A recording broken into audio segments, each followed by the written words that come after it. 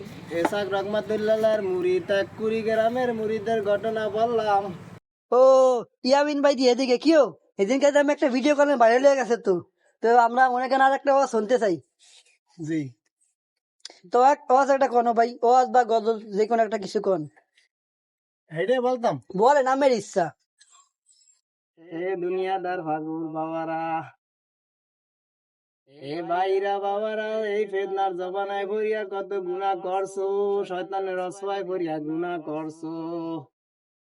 এ দুনিয়াদার পাগল বাবারা, শর্মা নাই মুরিদ ওই 32 বছর পর গুগু মুন্সির কবর ভাঙার পর লাশটা বসে নাই। বুঝিয়া শুনিয়া কবরে যাইয়া শুয়েও বোঝার সুযোগ আছে, চিরতরে বন্ধে গেলে বোঝার সুযোগ হবে না। দাঁড়িয়ে রাখা যদি মাওলারে পাওয়া যায়, কোরআন হাদিসের দলিল দিয়া দাও, সবাই পীরের পায়ে সিজদা করবে। এ জার্মানাইর মুরিদ এসাক রহমাতুল্লাহর মুরিদ এক কুড়িগ্রামের মুরিদের ঘটনা বললাম। আর আমাদের বরগুনা জেলার এক মুরিদের ঘটনা বললাম।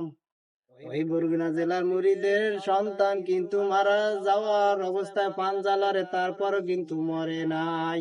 ওই রাইতে বেলা হুজুর করিম কালা মানুষরা দোয়া করার কারণে জিতিয়া গেছে, আল্লাহ যে ভালো করিয়া দিছে।